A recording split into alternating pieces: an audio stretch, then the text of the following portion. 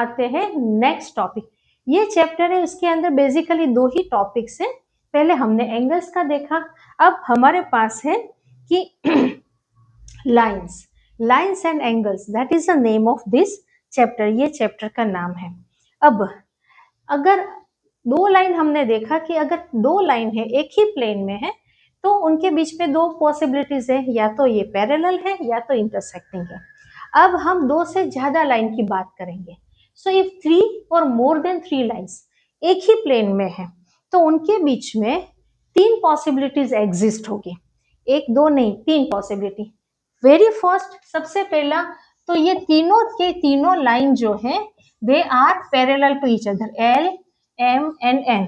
ये 3 लाइन है तो ये तीनों लाइन एक दूसरे से पैरेलल हो जाएगी। पैरेलल मीन्स इसको सिंबॉलिकली अपन ऐसे लिखेंगे, पैरेलल है मतलब कि उनके बीच का जो परपेंडिकुलर डिस्टेंस है वो सेम रहेगा। ओके, ये पहली पॉसिबिलिटीज है। दूसरी है they will intersect in one point में, तीनों की तीनों एक ही पॉइंट में इंटरसेक्ट करेंगे। ये हो गई लाइन L, ये मेरी M है, ये N है। When 3 or more than 3 lines intersect in a same point, ये टाइप की लाइन को अपन कॉनकरेंट लाइन बोलते हैं। कॉनकरेंट लाइन जो कि हमारे टेक्स्ट बुक में है नहीं, हमारे सिलेबस में नहीं है, पर अगर आप कोई भी रेफरेंस बुक्स में से सम लोगे तो आपको ये मिलेगा। RD शर्मा या RS अग्रवाल आप सॉल्व करोगे तो उसमें आएगा कि ये LNM3 कॉनकरेंट लाइन है, ए एंगल का ये है। तो आपको पता होना चाहिए कि कॉनकरेंट लाइन क्या है। तो इफ 3 और more than 3 lines intersect in same point, वो हो गई कॉनकरेंट लाइन। तो हमको अभी ये दोनों का कोई काम नहीं है।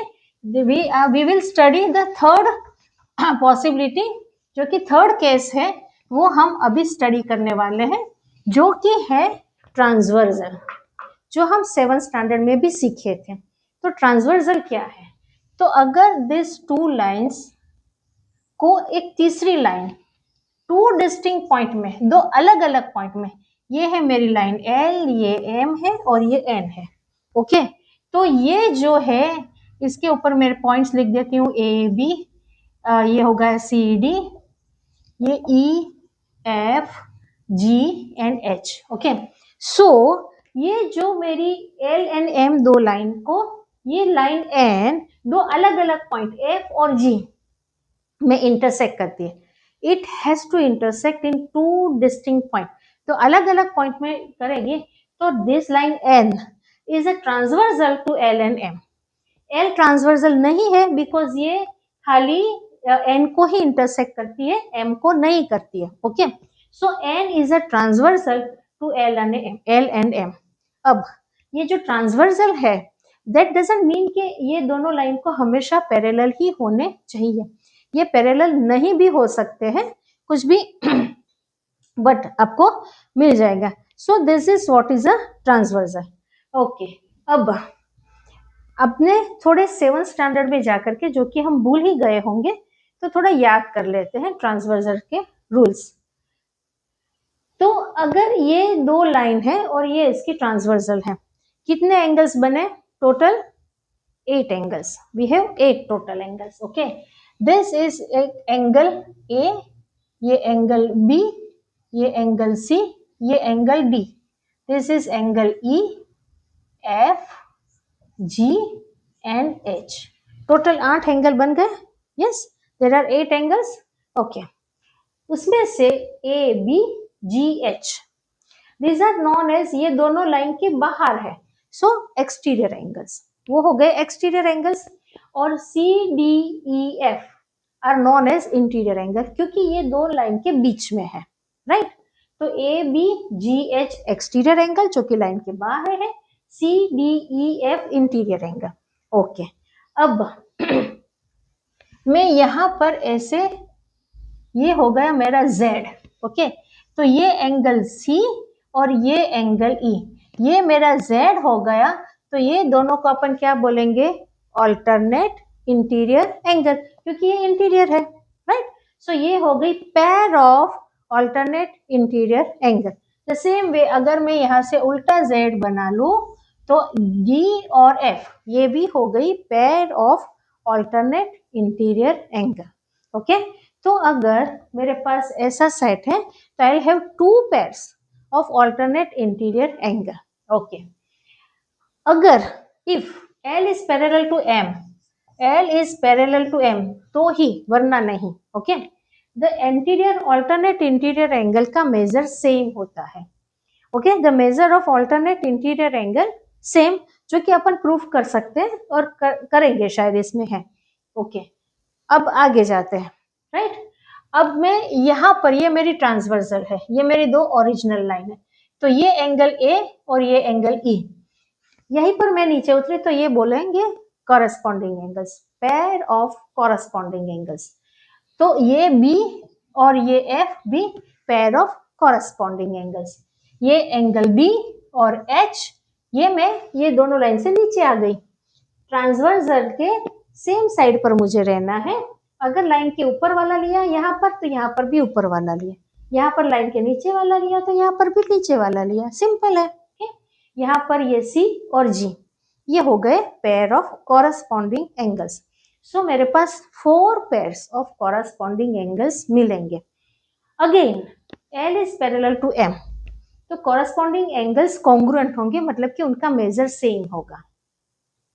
ओके, अगर ये पैरेलल है तो ऑल्टरनेट एंगल्स का मेजर सेम होगा, कॉरेस्पॉन्डिंग एंगल की जो पेयर्स है उनका मेजर भी सेम होगा।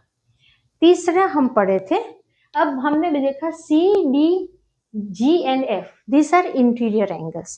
राइट, अब ये मेरी ट्रांसवर्सल है, तो ये सी एंड एफ, ये दोनों जो एंगल है, this and this, they are interior angle to the same side of transversal, जिसको कि हम को इंटीरियर एंगल भी बोलते हैं। ओके, और डी और ई, ये भी मेरा interior angle to the same side of transversal. अगर ये 2 लाइन पैरेलल है तो co interior angle will be supplementary, मतलब कि ये दोनों का सम 180 होगा, इन दोनों का भी 180 होगा। तो हमने देखा ऑल्टरनेट एंगल्स कॉन्ग्रुएंट होंगे अगर ये दोनों लाइन पैरेलल है।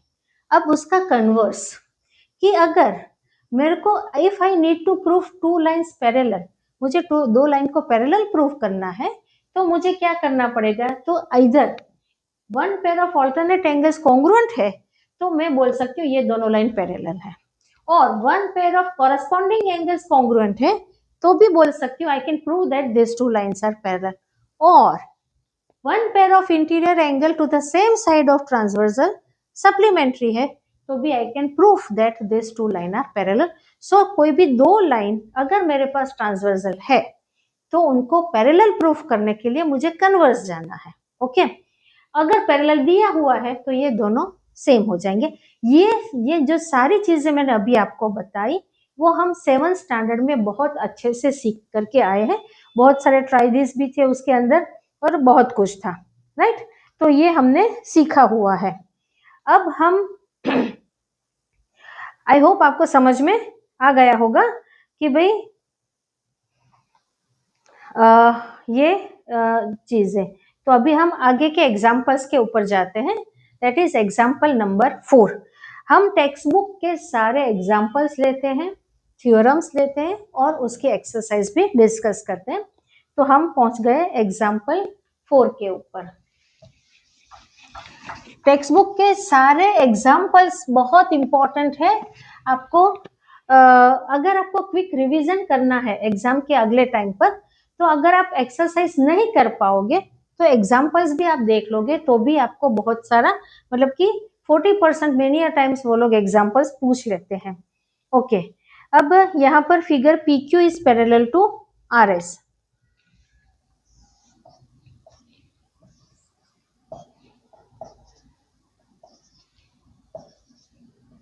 PQ is parallel to RS, ये हमको डेटा के अंदर दिया हुआ है, उन्होंने फिगर भी दी है और यहाँ पर ऐसा दिया हुआ है, ये x है, ये m है और ये y है, x m y। This is, ये एंगल है मेरे पास 135, ये है 40 degree. We need to find this angle, ये एंगल आपको चाहिए। अब ये एंगल चाहिए तो मुझे कहीं से भी कैसे भी करके यहाँ ट्रांसवर्सल कुछ ना कुछ तो लाना पड़ेगा, बिकॉज यहाँ पर इसमें से पास होता है, ये दोनों तो अलग है, ये ट्रांसवर्सल तो इसको छूटी नहीं है, ये यहाँ पर, so you can do anything. अगर ये सम आपको सोल्व करना है, आप कितने भी करोगे आपसे नहीं होगा, अनलेस एंड अनटिल आपको क्या करना है, तो you need to construct a line, एक और लाइन आप कंस्ट्रक्ट करो जो कि एम में से पास होती है और P Q and R S को पैरेलल है। अगर मैं आपको बोलूं कि मेरे पास एक लाइन है, ये एक लाइन है, okay, this is line L and this is line M, L is parallel to M, that means कि इन दोनों के बीच का डिस्टेंस सेम है। There is one more line N, अब L is parallel to N also, ये दोनों पैरेलल है, ये हमने पहले भी डिस्कस किया था जब हम पहले करते थे। तो अगर ये दोनों a line which is parallel to one of the line will definitely parallel to the another line, अगर ये दोनों पैरेलल है और this line is parallel to this line, so all three will be parallel to each other, तीनों की तीनों line एक दूसरे से पैरेलल हो ही जाएगी। सो ये हमारा थ्योरम है जो कि हमने प्रूफ करना नहीं है, क्योंकि यूक्लिड ने बोला है तो हमको सर्टेन थिंग्स वी एक्सेप्ट। सो मैंने क्या किया कि आई कंस्ट्रक्ट वन मोर लाइन, एक लाइन जो एम में से पास होती है, और यहाँ पर मैं ए और बी ऐसे नाम लिख देती हूँ। Without this construction we will not be able, आप कैसे भी करोगे इसको सॉल्व नहीं कर पाओगे। अब what you want, X M Y, so X M Y क्या है, that is equal to X M B, this angle plus this angle, yes. So दोनों का सम करूंगी तभी मुझे मिलेगा, सो डायरेक्टली नहीं मिलेगा। तो पहले इसके ऊपर फोकस करते हैं, एक्स एम बी को कैसे। तो अगर इसको भूल जाओ अभी पहले, तो ये दोनों लाइन पैरेलल है और ये उसकी ट्रांसवर्सल है, ऐसे सपोज करो, तो ये दोनों एंगल हो गए interior angle to the same side of transversal, that means co interior angle, okay. तो मुझे मिल गया, ये एंगल हो गया 180 minus 135, okay. So 180 minus 135 that is equal to 45, तो ये हो गया मेरा 45 डिग्री। अब ये मिल गया, अब मुझे ये चाहिए दिस वन, ये दोनों लाइन ये उसकी ट्रांसवर्सल, तो ये मिल गया Z, ये 40 है तो ये ऑटोमेटिकली 40 हो जाएगा, okay, alternate angles. So total हो गया 40 plus 45 that is equal to 85 degree. Simple.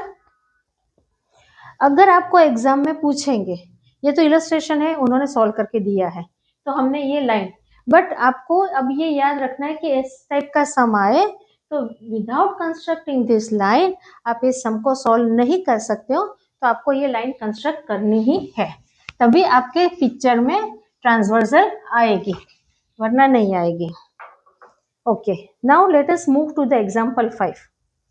ये जो एग्जाम्पल 5 है is also again very important, मतलब कि आपको बार बार ये एग्जाम में आता भी है, और ये 4 मार्क्स का सेक्शन डी या तो सेक्शन ई में कभी कभी दे देते हैं, तो इसको समझते हैं। अभी हमको फिगर नहीं दी है, कुछ नहीं दी है, ये जो भी दिया है सम, उसके ऊपर से we have to construct our own figure, हमको बनानी है।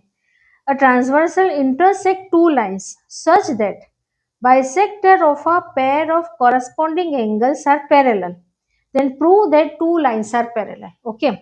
इसके ऊपर से पहले तो फिगर बनाते हैं। मुझे क्या दिया है, तो क्या this are the two lines, one और ये another, this are the two lines, ये दो लाइन की ये एक ट्रांसवर्सल दी हुई है, okay, this is a transversal to this, okay.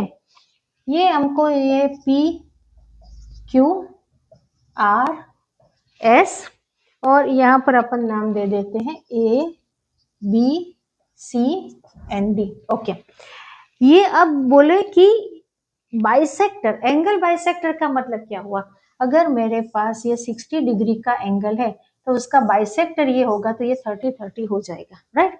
Bisector means किसी का भी बाइसेक्टर, एंगल का है तो एंगल को दो इक्वल एंगल्स में डिवाइड कर देगा, लाइन सेगमेंट का है तो लाइन सेगमेंट को दो इक्वल पार्ट्स में डिवाइड कर देगा। Bisector means to divide into two equal parts, okay.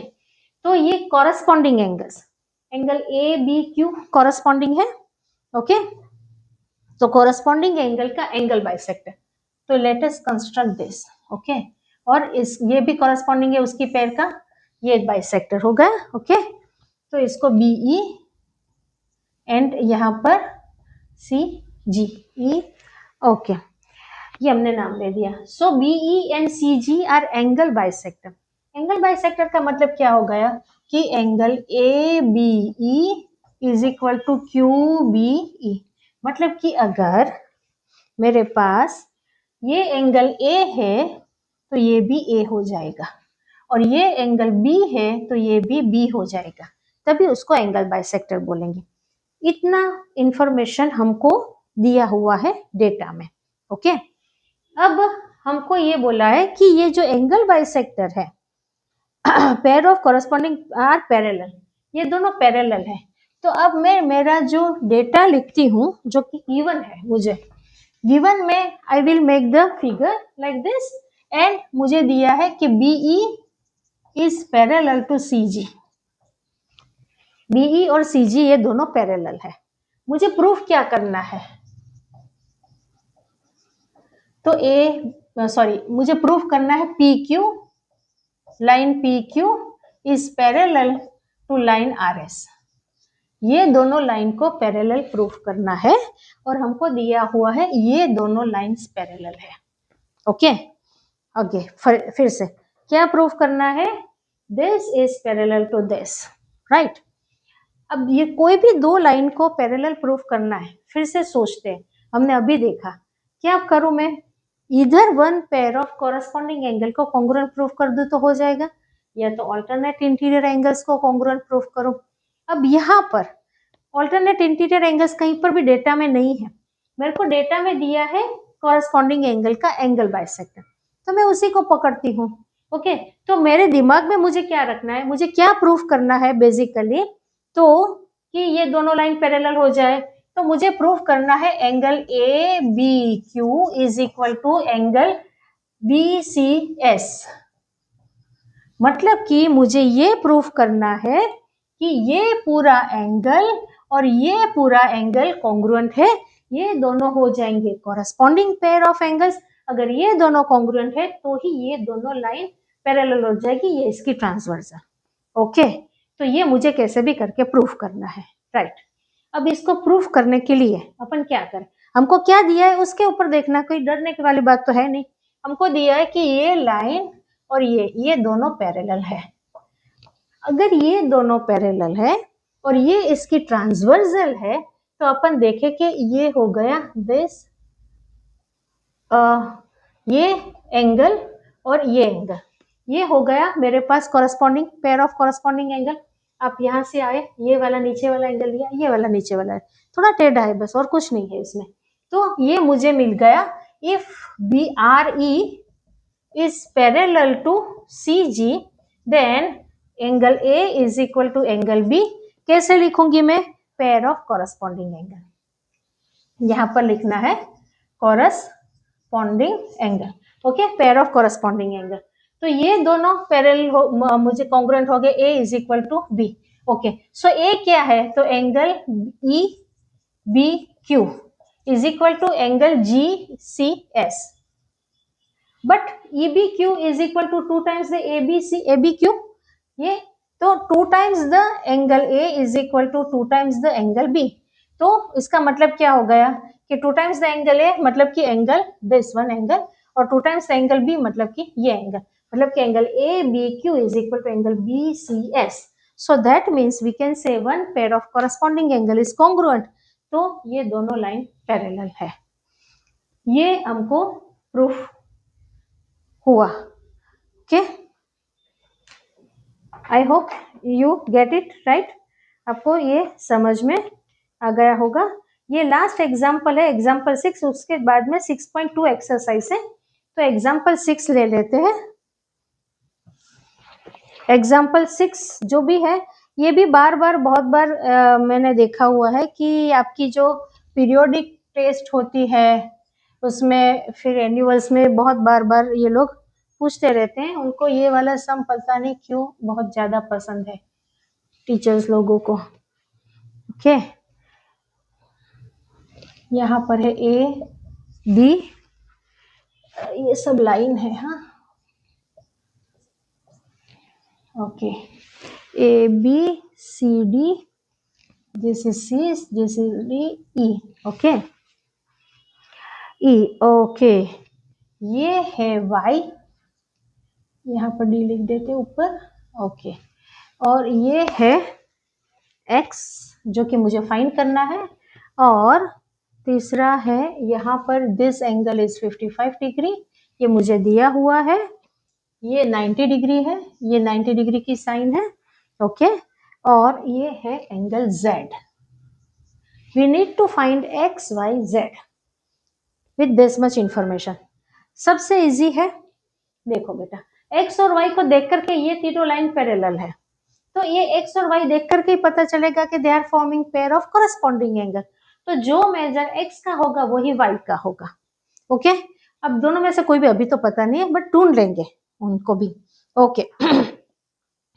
अब अपन देखें तो यहाँ पर ये मुझे पहले वाई, तो ये लाइन और ये लाइन और ये उसकी ट्रांसवर्सल, खाली मैं इतने पार्ट को देखूं तो ये interior angle to the co interior angles हो गए, okay. So y is equal to क्या हो जाएगा, 180 माइनस 55, ये मुझे y का मिल जाएगा, so 180 minus 55 that is equal to 125, तो ये हो गया 125, तो x भी हो जाएगा 125। आपको लिखना है x is equal to y is equal to pair of corresponding angle, okay. So x भी हो जाएगा आपका 125। अब मुझे खाली z बाकी रहा, I need to find only z, okay. अब अपने क्या करते हैं, ये बीच वाली लाइन को भूल जाते हैं, तो यहाँ पर देखें तो ये दोनों लाइन पैरेलल है, इसको इसकी ट्रांसवर्सल करते हैं, तो ये 90 है, तो ये भी 90 हो जाएगा, को interior angle supplementary, okay. So इसका मतलब क्या हो गया, z plus 55 that is equal to 90 degree, so z is equal to 90 minus 55, very simple, एकदम सही, that is equal to 35, okay. So ये टाइप के सम्स आते हैं, तो कोई भी एक को पकड़ करके उसकी कॉरस्पॉन्डिंग या तो ऑल्टरनेट या तो को इंटीरियर एंगल की पेयर करके अपने आराम से फाइंड कर सकते हैं।